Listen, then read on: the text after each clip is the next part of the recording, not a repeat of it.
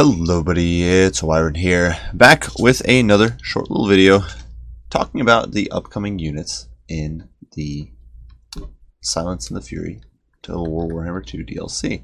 And this time around we're going to be looking at the Beastmen component. And we're also going to be looking at some of the free LC updated units and added units as well. So do keep in mind that not all of the units listed here are necessarily units that are actually coming in with a DLC. Some stuff you're going to be able to get them for free, or it's a major enough change where I think it was worth mentioning.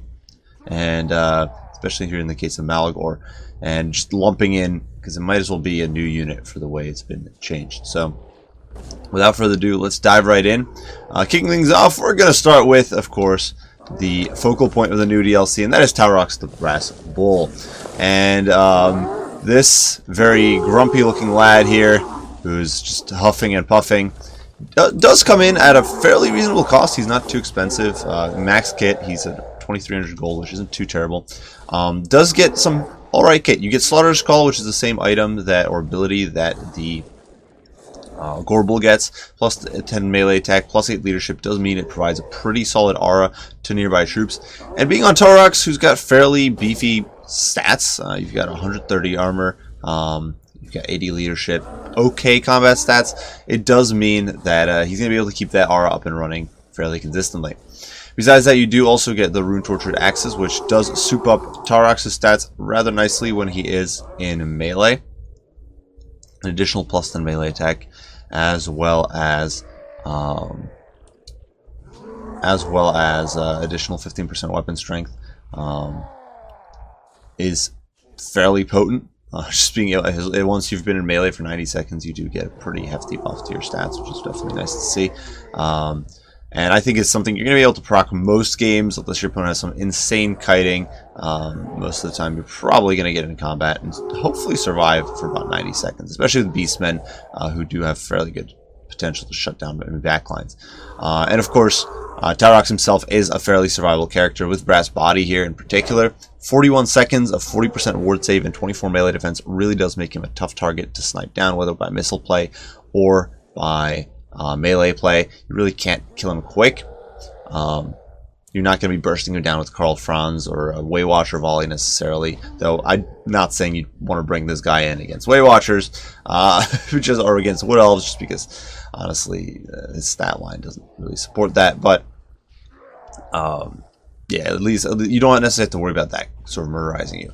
He also does get the Blood Beast effect here, which is a AoE explosion, does some fire damage, applies the burnt contact effect, so he can be used to nuke leadership fairly effectively as well, for sure. I think he's going to be, I wouldn't say a common or necessarily meta lord choice, but I think it's going to be a character you see an okay amount, especially once the DLC drops. Of course, everyone's going to want to try him out, but even afterwards, I think just having a tanky fighter lord as the Beastman is going to be a fairly common and popular niche.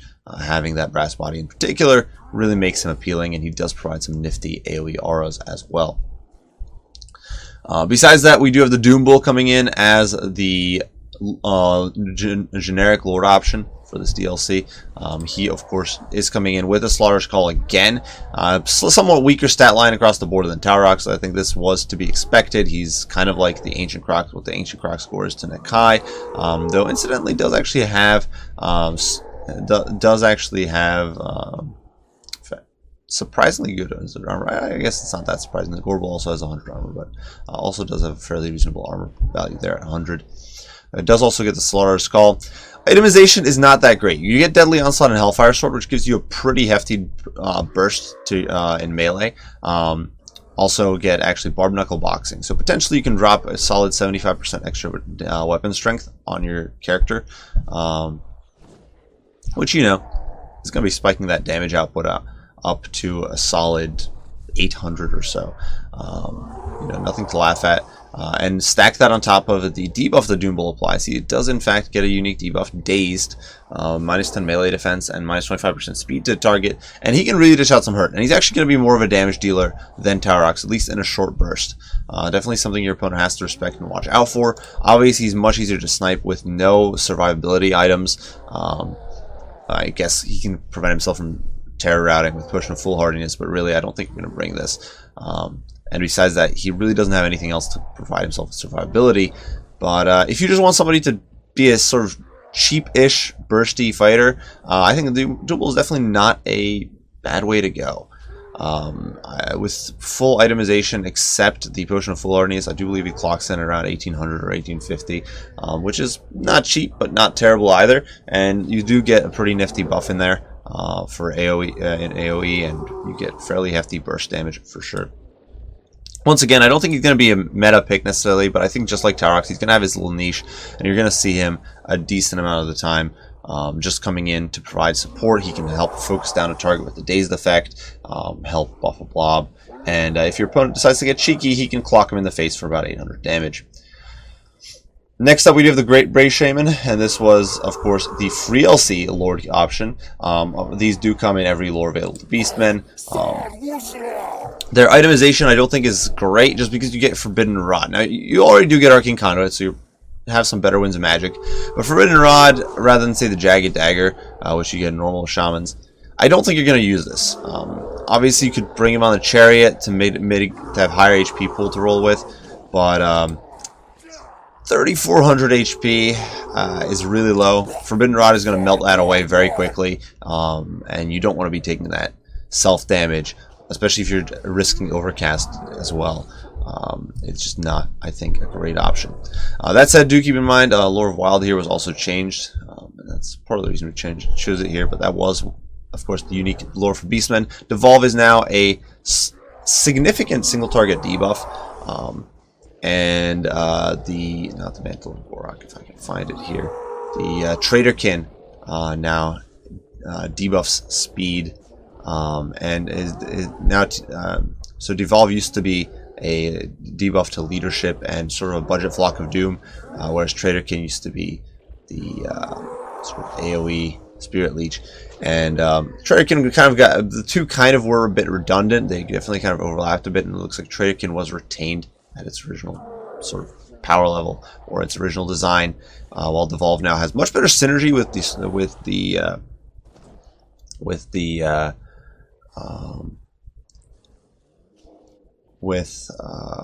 Bestial Surge, the passive for Beastmen. Though also worth keeping in mind,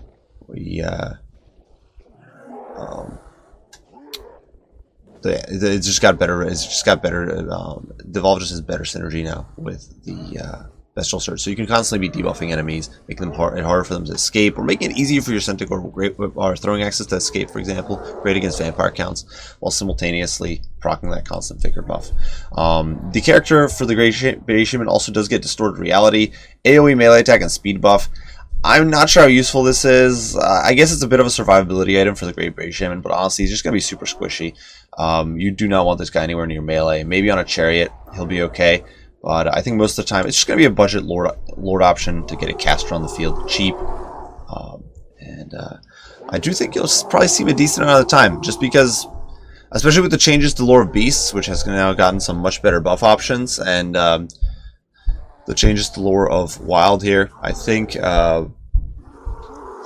we could have some real opportunities to use this guy a decent amount. Finally, Malagor the Dark Gomen was reworked, and now his itemization, and not his itemization, sorry, now he flies, which is a huge difference. Makes him much more survivable, allows him to apply his leadership debuff and buff auras much more effectively with the Something Wicked This Way Comes, as well as his Icons of Vilification.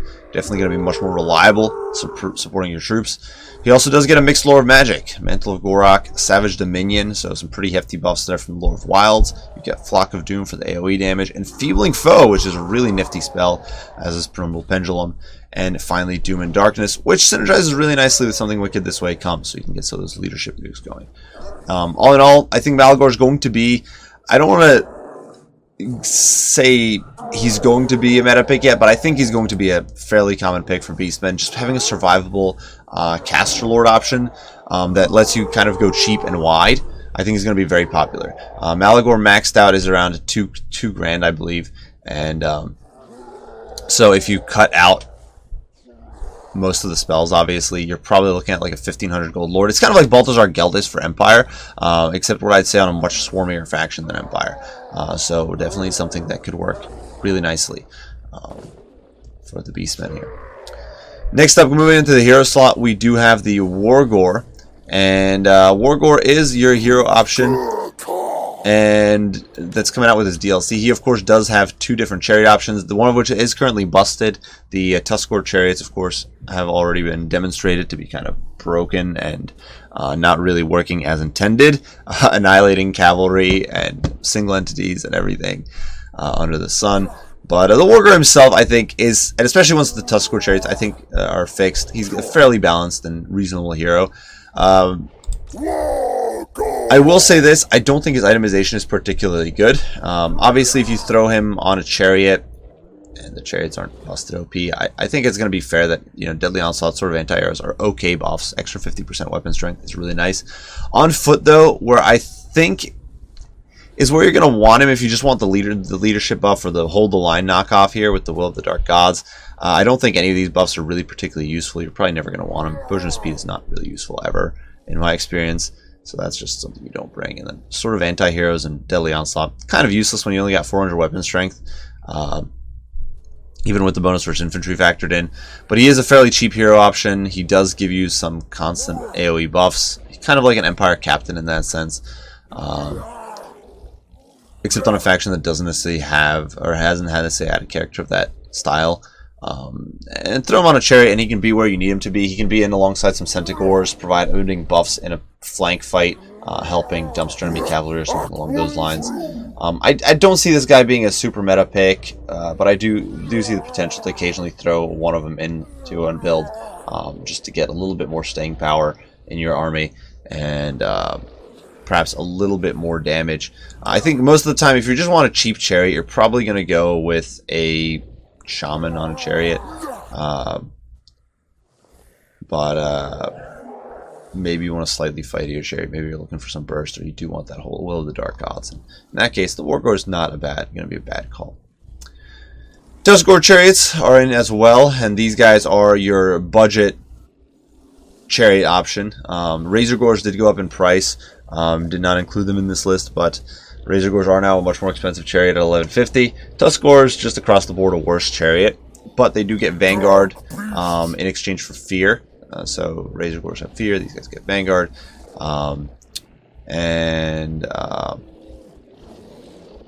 Besides that, lower weapon strength, lower melee attack, melee defense, armor, all that good stuff.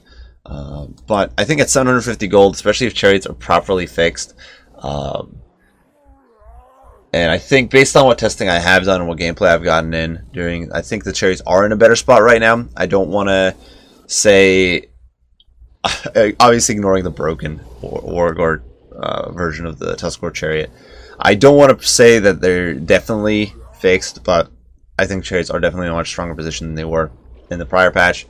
And if that's the case, a 750 gold AP chariot is definitely a strong contender for a slot.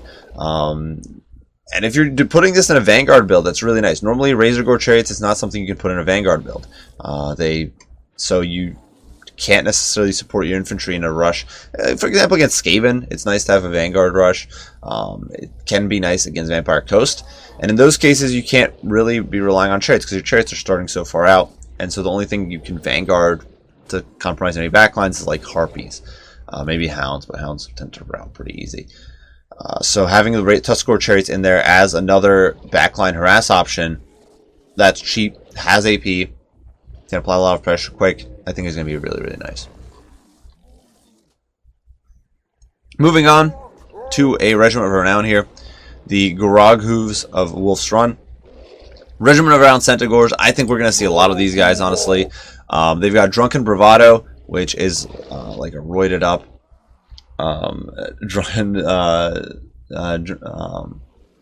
rowdy.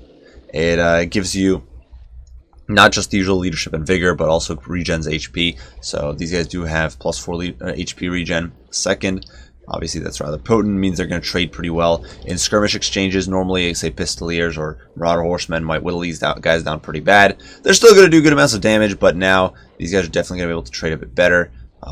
just because they can heal through a lot of it. They also do now have poison damage. Now, poison was nerfed in this patch and now only does 15% debuff to all stats rather than the 20 to 24% it was doing before, but still it is a significant debuff. It means these guys are functionally uncatchable, especially when Primal Fury is procced and they got that extra 10% speed, which is putting them up to about 92 speed.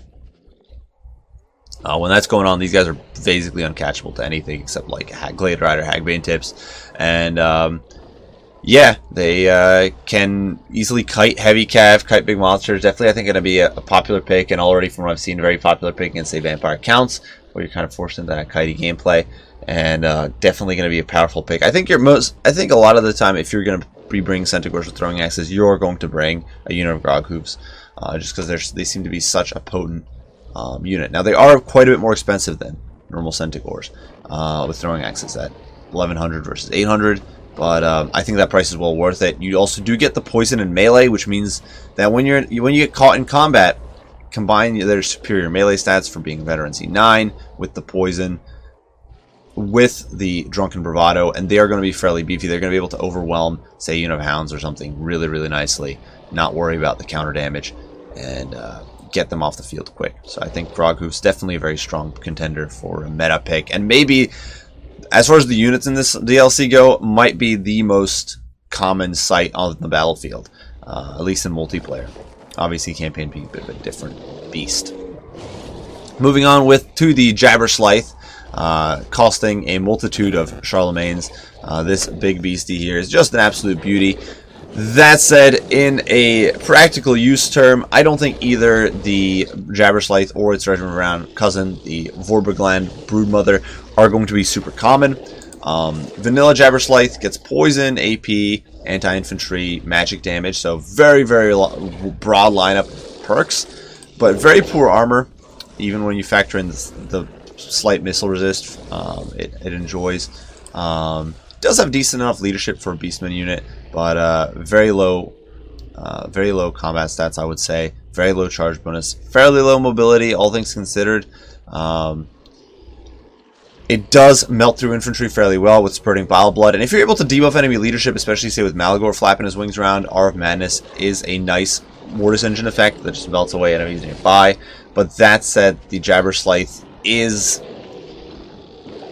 definitely a unit. I think that it's gonna be, I think in most cases it's just gonna be too expensive for what it does. You're definitely relying on that leadership gimmick. It might actually be okay against Vampire Counts, just because Vampire Counts don't have the best of leadership on a lot of their units. Obviously compensated for by the fact they're undead and don't break, but dropping them under 50% leadership isn't necessarily difficult. And in that case, the Jabberslythe can do some work. The Regiment Renown does get Armor Sunder, which could combo nicely with Gore Herds or with Chaos Spawn, or especially Beastmen Chaos Spawn, because you get Armor Sundering plus Poison from the Chaos Spawn, so you really debuff an enemy unit. It also does get AP on the Vortex it spews out, so good against very strong unit against infantry here. This one, I think, the Regiment Renown will have some synergy with Ungor Raiders, so perhaps can help counter single entities a little bit better. But ultimately, I think both units are a bit niche. Their combat stats are just really poor for the price. And if you're not able to quickly nuke enemy leadership down, you're not stuck in a blob fight, it's going to be a unit that's pretty easy to focus down at range with only 60 armor. And not that mobile, especially when you factor in that this is a 17 and 2100 gold unit. I just don't think the Jabberslythe is going to be something you see a whole lot from Beastmen. Dealing with infantry isn't necessarily a huge issue for them either. Like maybe elite halberds, but those will probably dumpster infantry support and push in against the Jabberslythe. So, and they're not going to be losing the leadership, so its effect is not going to be that strong. But definitely a cool looking unit for sure, and I think it is going to see its niche applications here and there. I just don't think it's going to be a sort of staple meta pick. In campaign though, that's another story. In campaign, of course, melting infantry's face off is a very useful tool. Great in sieges, great in campaign, where you can stack up your Nurgle Stink heroes, just debuff enemy leadership a bunch, and then just nuke them in close quarters. Finally, the Gorgon, the other most anticipated beast of the DLC. A unit that's already seeing quite a bit of usage in some experimental gameplay, especially versus like Vampire Counts. People are bringing this unit quite a bit. which is traditionally a terrible matchup for Beastmen. We're seeing, especially this Regiment of Renown version, but really we're seeing both versions of the Gorgon make an appearance. And I think it's a unit that is useful for Beastmen. I think, personally, and granted, it's difficult to gauge. We're still in the early stages. Obviously, the DLC is only pre-release. We haven't seen the meta sort of pan out post-release. I do think the Gorgon's not going to be as much of a game changer as people think it will, just because of its many of its weaknesses are still the same weaknesses that you get on, say, Minotaurs with great weapons. It still has very low armor, still has very low melee defense, still a very flimsy unit. That said, you get regen in melee, which is really, really nice. You do get Blood Greed, which is now a significant melee attack buff, plus some extra leadership and all that. And the Bloodbrute Behemoth has some insane stats. You get Frenzy. With 90 leadership, that Frenzy is borderline permanent, especially because you've got Fear and Terror, so you're basically immune to psychology. So you're looking at a constant 79 melee attack. That's before you factor in the bonus versus large of 30, and the fact that it's damage scales. So the damage here will improve. I'm not sure what the percentages are for the scaling damage, depending on the enemy target's HP, but the Bloodbrute can really chunk a foe in seconds. So against factions like Chaos, against factions like Vampire Counts, I could see this being very much a meta pick, something you see all of the time for good or ill. I do think it's still going to suffer from being a bit vulnerable in many of the same ways Minotaur with great weapons and like are. No missile resist, very low armor. You get surrounded on this with, honestly, like elite heavy cav in the likes of Grail Knights or Blood Knights, and this unit is going to get dumpstered, I think. Even the Bloodbrute Behemoth is not going to hold up particularly well, I don't believe. That said, get it some support, get it some surrounding infantry or surrounding cavalry or whatever, and this unit will be dishing out the pain. Try to keep it safe from enemy missile pressure, and the amount of hurt this unit can do in melee is going to be really insane. And I think you are going to see it as a pretty stable pick, depending on build, which variant of the Gorgon you bring, but it's going to be a pretty staple pick in multiplayer. And I think in campaign is going to be a pretty fun pick as well, because obviously all your units are going to get roided up to veterancy 9 pretty quick. You get them some skills, you get them some tech. It's going to be a very potent melee combatant. Might be actually a little less useful than the Jabberslythe, just because the Jabberslythe melts infantry and mobs, which tend to be more common in campaign, but I think the Gorgon is still going to be a very, very potent unit to have. And that is it for the incoming Beastmen DLC. A lot of cool units, a lot of great heroes and lords, and I think a lot of units we're going to be seeing quite a bit of. I think the only unit here that's kind of niche is the Jabberslythe and maybe the Wargore. I think the rest of this lineup we're going to see a fair amount of the time in multiplayer, and I think all these units are bringing something unique to the table for Beastmen and are going to really shake things up for him. Hopefully. Beastmen have been a bit of a stagnant faction for a while, so hopefully these units can spice things up. But let me know what you guys think down in the comments below. Do you agree with my assessment here? Do you think that these units are really going to be perhaps meta shifting, or do you think it's not going to be worth all that much, or do you disagree with which units I was or what my comments were on different units? Certainly let me know down in the comments below. I'd love to hear what you guys have to think as usual. I do thank you all for watching, and I will see you all in the next one. Bye for now.